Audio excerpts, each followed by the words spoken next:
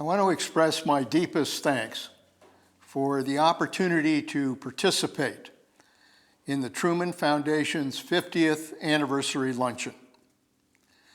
I regret that I can't be with you in person because of commitments that I have here at the Panetta Institute.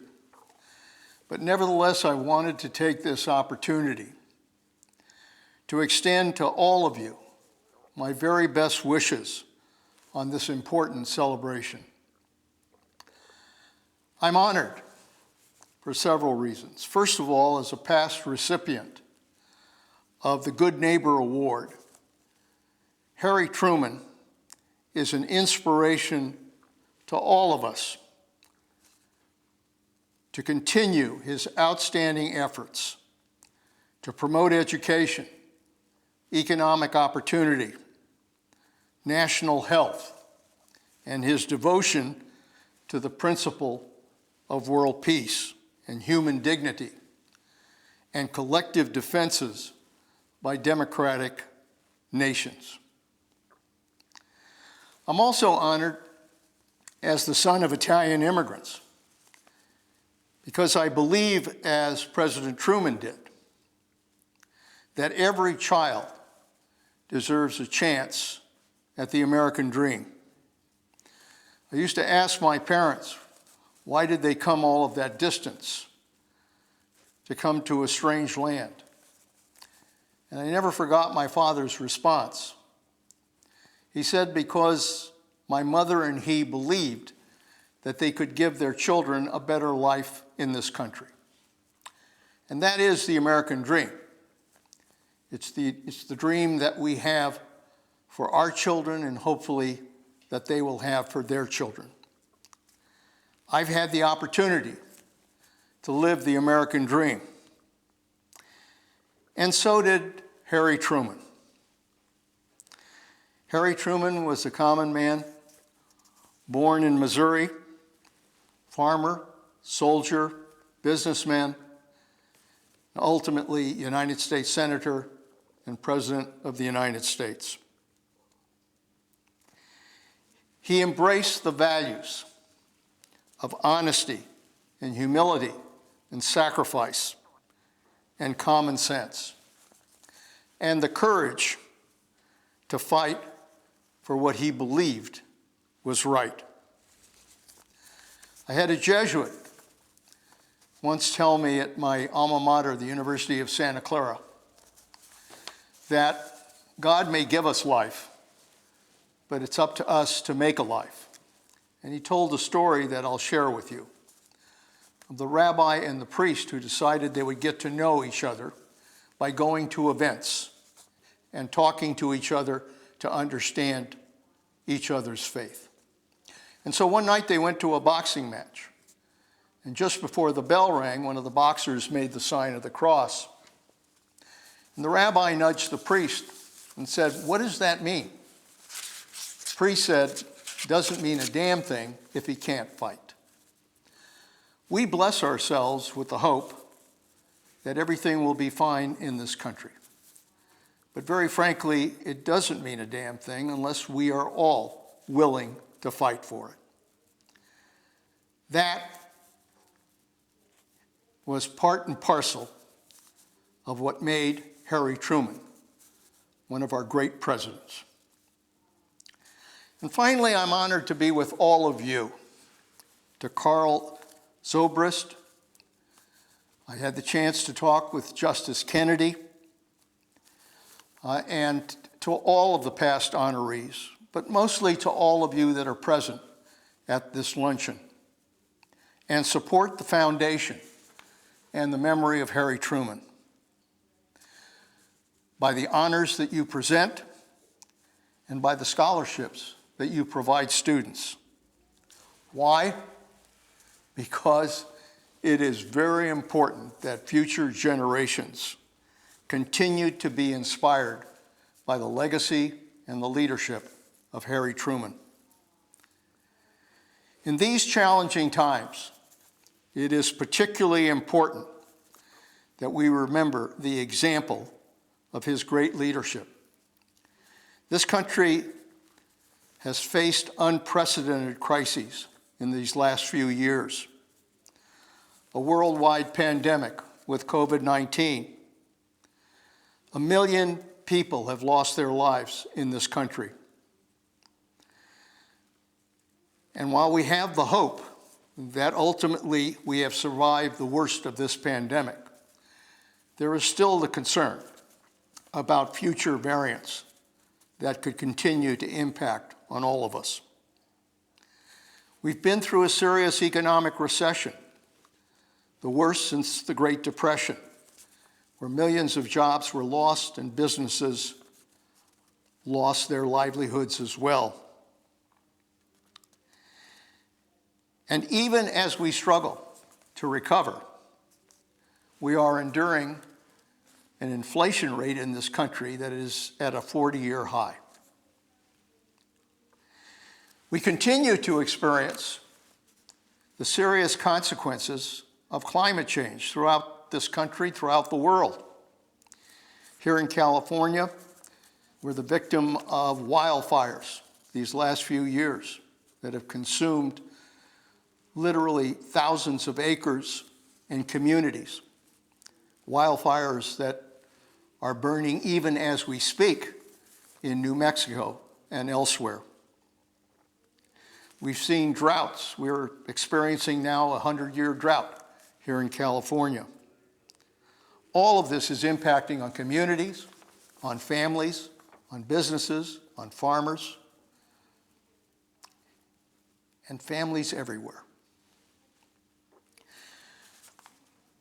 And the one crisis that concerns all of us with regards to our democracy is the crisis of polarization in this country. The divisions that have bitterly divided this country created the anger and the frustration that in part resulted in the attack on the United States Capitol on January 6th. An attack that brought our democracy to a halt and told us how fragile our democracy can be. And lastly, the war on Ukraine. This is a European war. For the first time since World War II, a tyrant decided to invade a sovereign democracy. Why? Because he did not believe that the people of that country had the right to determine what kind of government they wanted for themselves. The lesson of World War II is that we cannot allow a bully, a tyrant, to be able to prevail in destroying our hope for freedom. We must never forget that lesson today. The result of these challenges and concerns is what kind of country are we going to have in the 21st century? I think we could take one of two paths. We could be a country in renaissance, or we could be a country in decline. I honestly believe that we could be a strong country in the 21st century. We have a strong economy.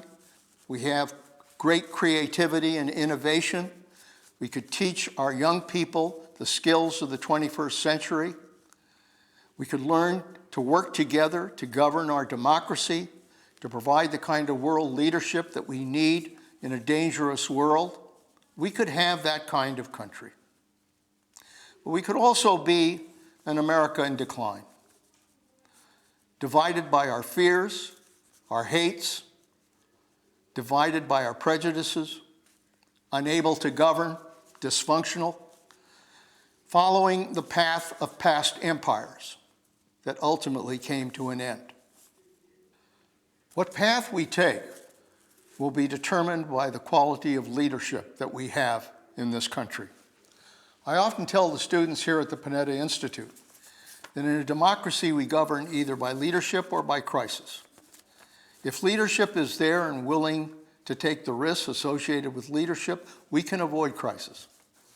But if leadership is not there, then we will inevitably govern by crisis. What path we take will be decided by whether we learn the lessons of leadership that Harry Truman taught us. The first is the lesson of world leadership. Harry Truman developed the Truman Doctrine and made clear that American foreign policy must lead in the world and must contain those who would try to destroy democracy. And today, we face the same challenge in Ukraine. And we need to learn that we too have a responsibility to contain Russia from going into other countries and destroying their chance at democracy. The second is the lesson of allies.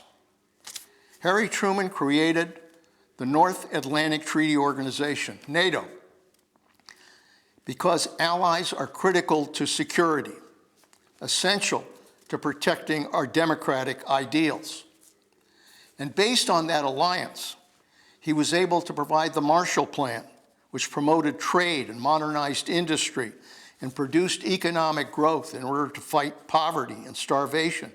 The Berlin airlift was done by President Truman and made clear that nobody stops the United States from providing what is essential to people's needs.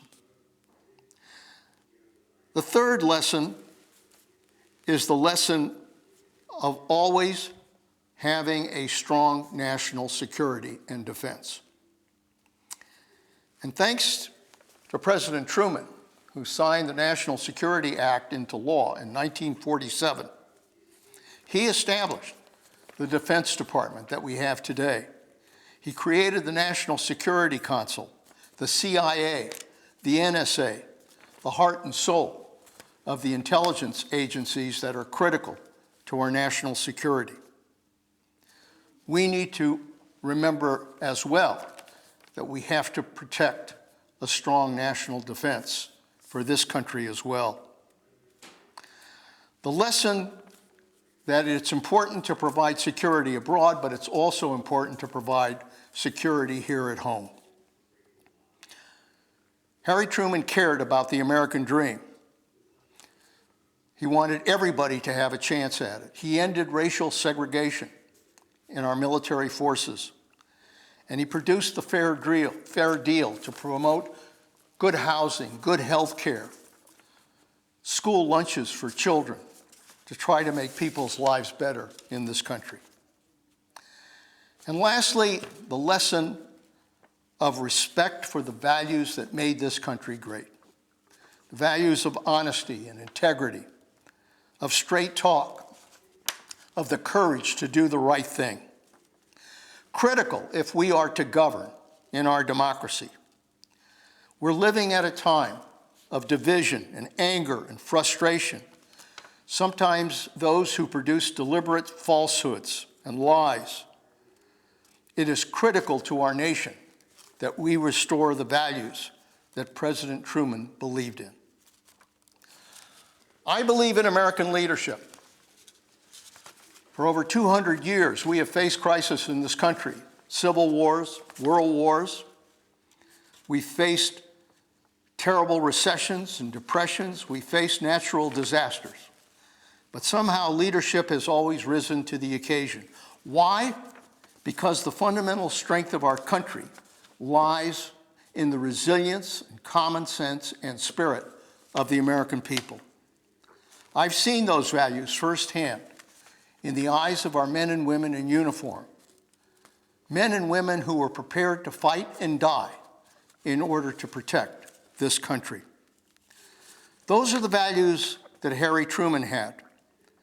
They're the values of our forefathers, of our pioneers, of immigrants who came to this country. All of us must commit ourselves to those values. On this 50th anniversary, it is critical that we remember what strong leadership is all about and what model Harry Truman provided for what strong leadership is important for America. So let us make clear that in the spirit of Harry Truman, we will continue to fight. Fight for the American dream, fight for an America in Renaissance, and fight for a government of, by, and for all people. And it doesn't mean a damn thing unless all of us are willing to make that fight. God bless you, and God bless our country.